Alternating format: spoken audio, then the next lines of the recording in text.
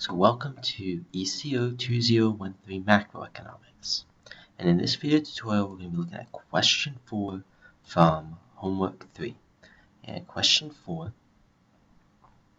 is we have to graph a budget constraint for Josh if he has $100 to spend. And he can spend it on either movies or miniature golf. So movies cost $10 per movie, so a price of a ticket is $10, whereas miniature golf costs $20 per ticket per miniature golf session. So this is from the OpenStax textbook, and you can see it over here in chapter 2, and then you just scroll down to section 2.1, and this will show you how to do a budget constraint. And budget constraints are essentially the PPCs for individuals. And we use budget constraints a lot in microeconomics. We don't really use them much in macroeconomics, but this is the individual equivalent of a PPC for a country. So in this case, we have $100 to spend, or we have X amount of dollars to spend, multiple goods to spend it on. Now, this differs a little from question 2, which was about Nathan. Nathan was actually producing something. So his production was possibilities production curve. In this case, Josh is wanting to spend his money on goods. So he can spend that money on a different number of goods, and we take this price per good as given. So they're related, but they're not the same. And we're not going to dwell too much on how they're related. That's over here in section 2.1 on budget constraints and 2.2 on the production possibilities frontier. So you can read those two sections. Budget constraints aren't discussed in Wittenberg. They're only discussed in the OpenStax book. Well, they are discussed in the book, but not in chapter 2. Alright, so for this one, it's an easy question. All we have to do is go through and figure out how much money he can spend his $100 on, or how much of the movies he'll get if he spends his $100 all on movies, and then how much of the miniature golf lessons he can buy if he spends all of his money on miniature golf. So let's go to Microsoft Excel. So the first thing that I want to do is I want to create my table, and to do that, first thing I want to do is take my $100 and let's calculate this out. So Josh has $100 to spend. So total money available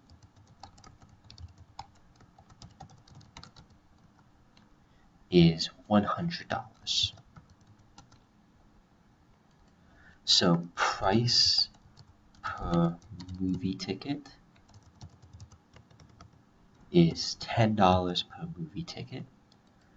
The price per miniature golf session and AT golf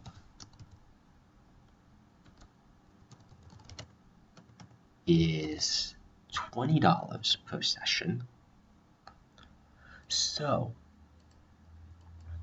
if he spent all of his money on miniature golf, he would get 5 lessons or 5 miniature golf sessions.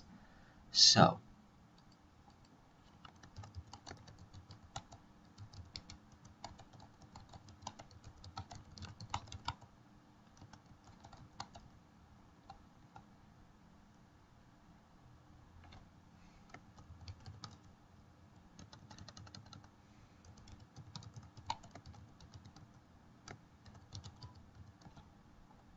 actually, I'm going to reverse the order here.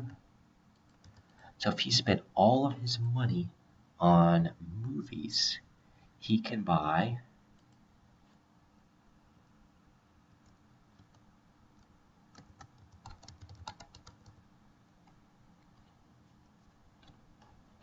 just delete this here.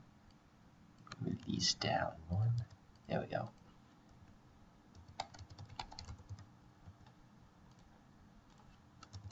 So if he spent all of his money on movies, he can buy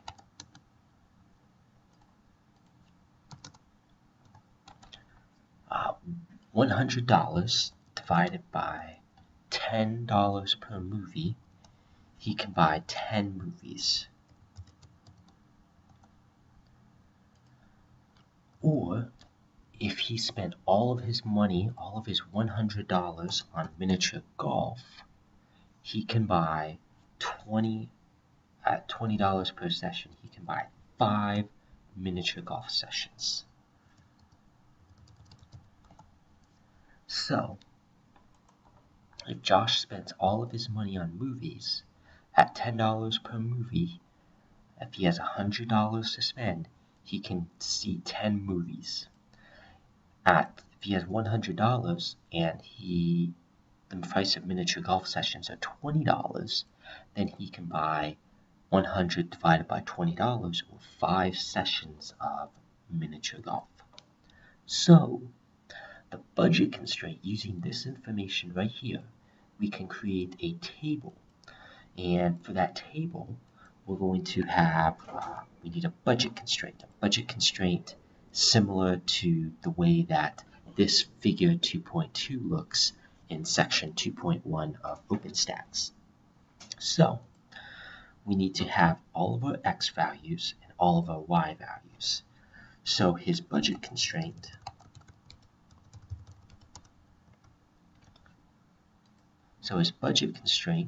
is going to have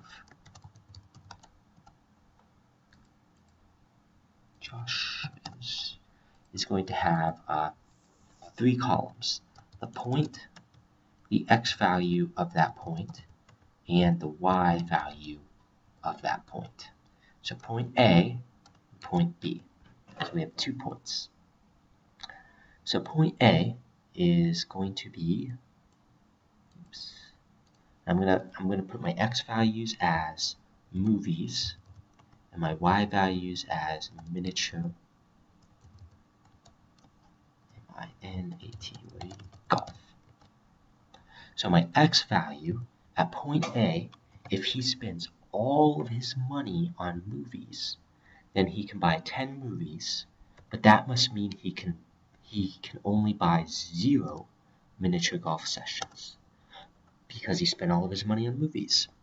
Similarly, at point B, if he spends all of his money on miniature golf, he can buy 5 miniature golf sessions. But if he spends all of his money on miniature golf, that must mean he has no money left to spend on movies. Therefore, he can watch 0 movies. So, Josh's budget constraint looks like this. And now we can graph it. So, I'm going to go ahead and go to the insert ribbon and select a scatter plot. I'm going to do scatter with smooth line markers. Next, I'm going to right click my empty chart and I'm going to go to select data. And then in the legend entry series, I'm going to click add to add a new legend entry. Now, my series name is going to be Josh's budget constraint. And my x values are going to be the x values for the movies. And the y values are going to be the y values for the miniature golf. And then I click OK. Alright. Because there's only one data series I'm plotting, I'm going to go ahead and delete the legend. Next, what I want to do is I want to add x and y axes to this chart so I know what the x-axis is. So I'm going to go to click the chart. I'm going to go to Chart Tools Layout ribbon. And in Axis Titles, I'm going to select Primary Horizontal Axis and Title Below Axis. And then this is the movies, because in my table, movies was the x values, or the horizontal axis. So I'm going to type in movies. And my y values are my miniature golf sessions. So I'm going to select the chart again, go to Layout, Ribbon, Axis Titles, Primary Vertical Axis, Rotated Title. And I'm going to type in miniature golf.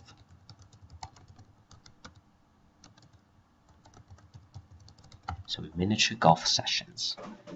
So this budget constraint is telling me if Josh spends all of his money on miniature golf sessions, he can buy 5 of them. If he spends all of his money on movies, he can buy 10 of them. 10 movies. And he can pick other combinations in between. So he can pick anything else on the line.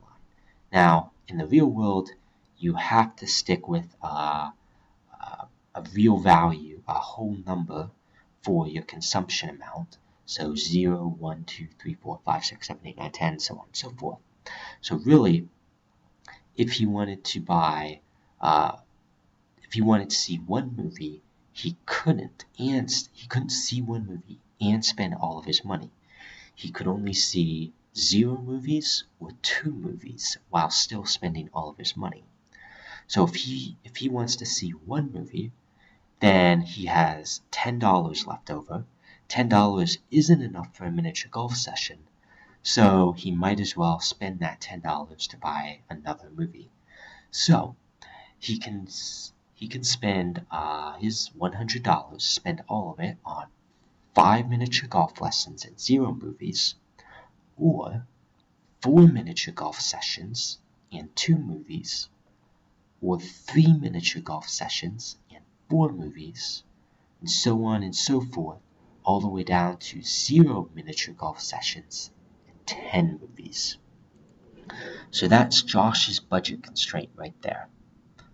Alright, so now that you've answered that question, there's nothing else in the question. Go ahead and right-click your sheet name in Microsoft Excel, go to Rename, and type in Question 4. And then make sure you click the Save button. And that's it. So you've solved question 4 from Homework 3. Congratulations.